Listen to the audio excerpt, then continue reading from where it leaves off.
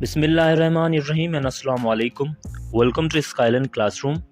स्काइलन classroom में आज का हमारा टॉपिक है फिगर्स ऑफ स्पीच। अब देखें, figures of speech English language के अंदर, इंग्लिश पोइट्री के अंदर, इंग्लिश फिक्शन के अंदर बहुत ज़्यादा यूज़ किया गया है और ये इस्तेमाल इसलिए किया जाता है ताकि इंग्लिश लैंग्वेज को और भी ज़्यादा खूबसूरत बनाया जाए और इंग्लिश लैंग्वेज को और भी ज़्यादा डेकोरेटेड किया जाए। इंग्लिश लैंग्वेज के जो फ्रेजेज़ हैं या जो भी स्ट्रक्चर्स हैं उनको और भी ज़्यादा बेहतरीन तरीके से उनको बनाया जाए, बोला जाए और आपकी लैंग्वेज जो है वो और भी ज़्यादा स्टैंडर्डाइज्ड हो और भी ज़्यादा खूबसूरत हो। तो आज हम ऐसे फिगर्स ऑफ स्पीच पढ़ेंगे जो आपकी या तो रिजेम्बलेंस शो करेंगे, ठीक है, या कंट्रास्ट शो करेंगे, एसोसिएशन शो करेंगे या कंस्ट्रक्शन शो करेंगे। रिजेम्बलेंस यानी एक यकसानियत, यानी कोई चीज़ एक दो चीज़ों के अंदर या तीन चीज़ों के अंदर जो एक जैसी होती है वो रिजेम्बलेंस, तो वो रिजेम्बलेंस शो करने के लिए भी आप फिगर्स ऑफ स्पीच को यूज़ करते हैं।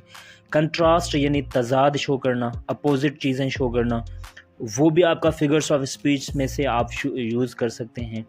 एसोसिएशन, वाबस्तगी शो करना, ये सारी चीज़ें जो हैं फिगर्स ऑफ स्पीच जो है शो करता है। तो नंबर 1 पर आते हैं सबसे पहले सिम्बली पर।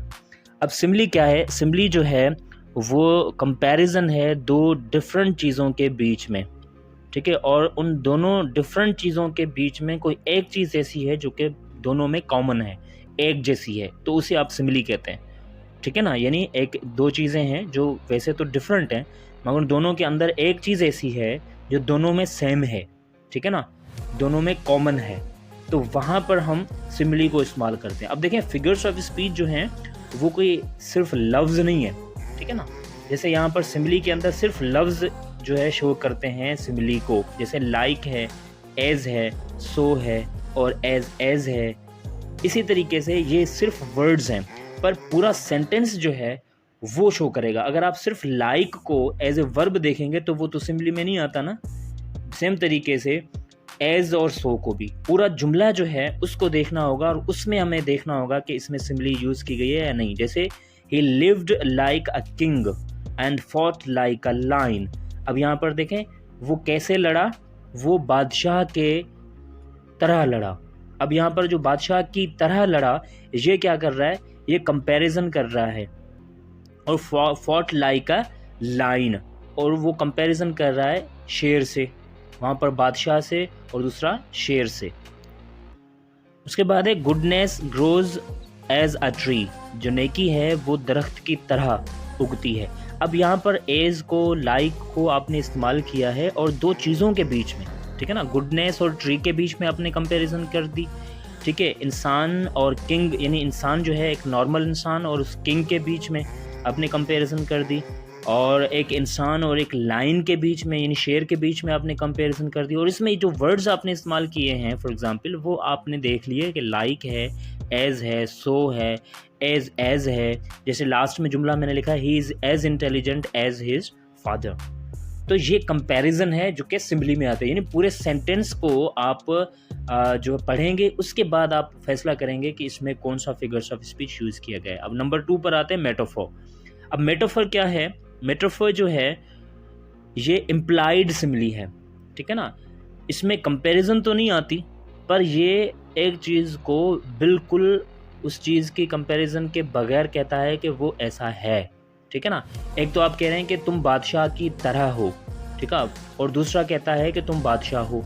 अब आप कह रहे हैं आप बादशाह की तरह हो या तुम बादशाह की तरह, तो ये सिम्बली है, तरह, लाइक।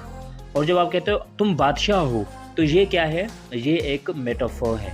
जैसे यहाँ पर he is line in the fight, he is line, he is line यानी वो शेर है, शेर की तरह नहीं है। सिम्बली में हम क्या कर रहे थे, ही इज़ लाइक लाइन, ठीक है ना, पर यहाँ पर हम कह रहे हैं मेटाफोर में ही इज़ लाइन, यानी इसमें हम कंपैरिजन नहीं कर रहे बल्कि उस चीज़ को खुद कह रहे हैं कि तुम वैसे हो, ठीक है ना, तुम शेर हो। तो ये जो सेंटेंस है यहाँ पर जो हम इस्तेमाल कर रहे हैं इस पूरे सेंटेंस के अंदर, ये जो फिगर ऑफ स्पीच है ये मेटाफोर है। Camel is the ship of the desert. अब देखें यहाँ पर कैमल क्या है? शिप है, लाइक शिप नहीं है। हम यहाँ पर एज या लाइक या सो के वर्ड्स इस्तेमाल नहीं कर रहे, हम खुद कह रहे हैं कि कैमल जो है वो क्या है? शिप है, एक शिप है, ठीक है ना, डेजर्ट का एक शिप है। तो ये सेंटेंस भी आपका मेटाफोर में आएगा। लाइफ इज़ अ ड्रीम, हम कह रहे हैं लाइफ जो है लाइक ड्रीम नहीं कह रहे, हम life is a like dream अगर कहें ना तो वो क्या होता है, वो सिमिली हो जाता है। पर यहाँ पर हम कह रहे हैं लाइफ इज़ अ ड्रीम, तो यहाँ पर हम डायरेक्ट कह रहे हैं कि खुद जो ज़िंदगी है वो ख्वाब है। तो ये मेटाफर कहलाता है, ठीक है ना। दोनों में यही फ़र्क है जो मैंने आपको बताया, वर्डिंग का फ़र्क है। वहाँ पर हम लाइक को और इस तरीके से इस्तेमाल कर रहे हैं, यहाँ पर नहीं कर रहे। उसके बाद नंबर 3 पर आता है पर्सोनिफिकेशन। अब पर्सोनिफिकेशन क्या है?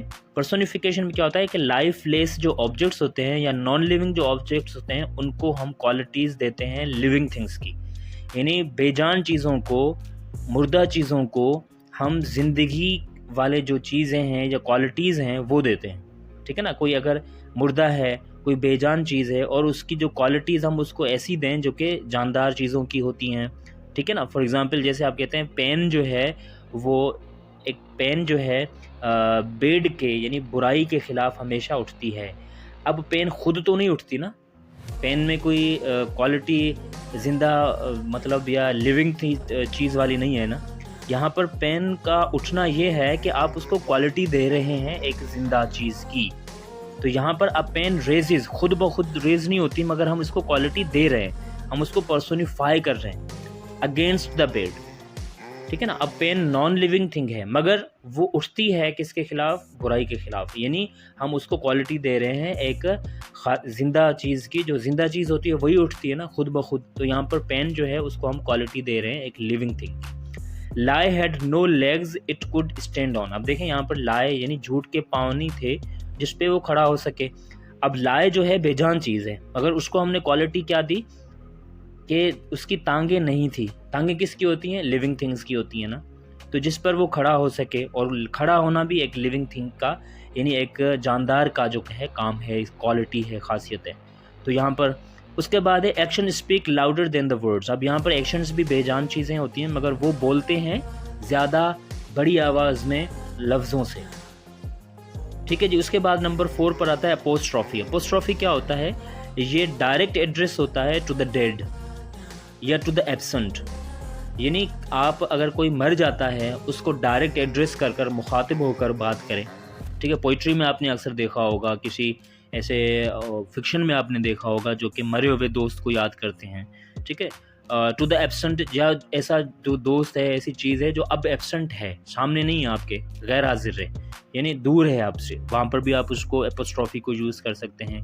या टू द पर्सोनिफाइड ऑब्जेक्ट, या जिसको आप पर्सोनिफाई करें, कोई ऐसा ऑब्जेक्ट है जिसको ऑलरेडी आप पर्सोनिफाई कर चुके हैं, जैसे पर्सोनिफिकेशन में हमने पढ़ा है, उसको नॉन लिविंग को लिविंग थिंग्स की जो क्वालिटीज़ आपने दी हैं, या आइडिया को, ठीक है। और ये जो फिगर्स ऑफ स्पीच है ये स्पेशल फॉर्म है पर्सोनिफिकेशन का, यानी आप ऐसा समझ लें ये भी पर्सोनिफिकेशन में ही आता है मगर ये स्पेशल फॉर्म है।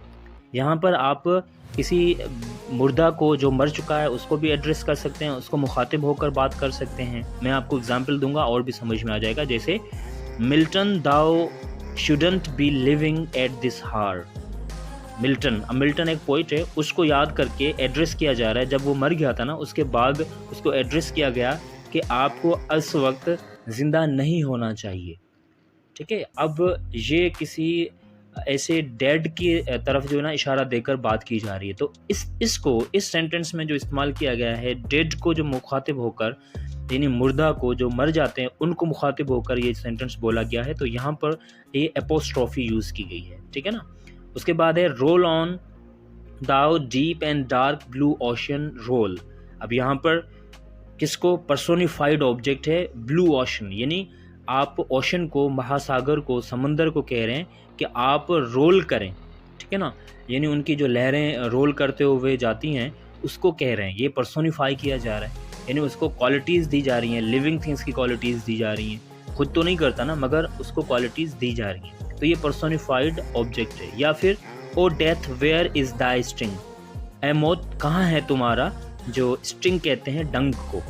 अब यहाँ पर भी क्वालिटी दी जा रही है, डेथ को जो है मतलब एड्रेस किया जा रहा है और उसको कहा जा रहा है कि तुम्हारा डंक कहाँ है, यानी डेथ जो है वो सुन तो नहीं रहा, लिविंग ऑब्जेक्ट तो नहीं है मगर ये पर्सोनिफाइड ऑब्जेक्ट है।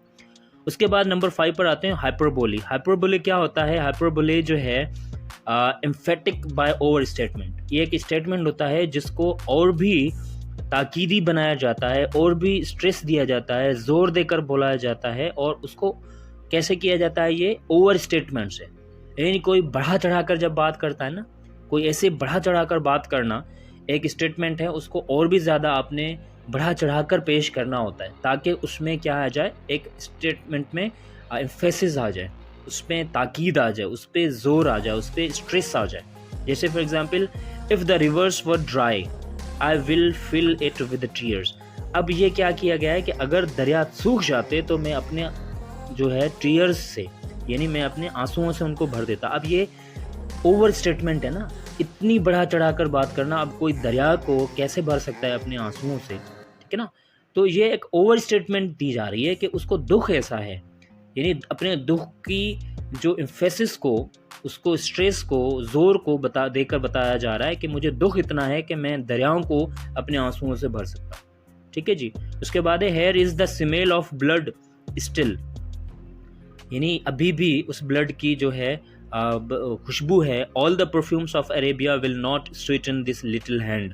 पूरे अरेबिया के जो परफ्यूम्स हैं, जो इतर हैं, वो मिलकर भी इस जो छोटे से हाथ को, इस हाथ पे जहाँ पर खून लगा हुआ है, उसकी खुशबू को चेंज नहीं कर सकते और भी ज़्यादा खूबसूरत नहीं बना सकते जितनी उसके ब्लड की जो खुशबू आ रही है। अब यहाँ पर भी देखें ओवर स्टेटमेंट है, यानी ब्लड की इतनी खुशबू तो नहीं हो सकती ना कि पूरे जो अरेबिया के, सऊदी अरेबिया के या कहीं किसी भी मुल्क के जो परफ्यूम है वो उसको और भी, उसकी बदबू जो है या खुशबू जो कहें, उसको मिटा नहीं सकते, जो ब्लड की खुशबू।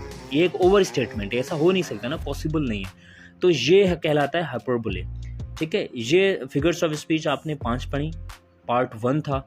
नेक्स्ट पार्ट में इंशाल्लाह मैं आपको और भी जो फिगर्स ऑफ स्पीच है एग्जाम्पलीफाई करके बता दूंगा। अब देखें, ये जितने भी आपने पढ़े हैं ये आपकी लैंग्वेज को और भी ज़्यादा खूबसूरत बनाते हैं। ये पोइट्री में, फिक्शन में बहुत ज़्यादा इस्तेमाल किए जाते हैं, यूटिलाइज़ किए जाते हैं, ताकि आपकी जो लैंग्वेज है, अब आप इनको अगर अपनी लैंग्वेज के अंदर भी, कॉमन लैंग्वेज के अंदर भी यूटिलाइज़ करेंगे तो वो भी आपकी लैंग्वेज जो है बहुत ज़्यादा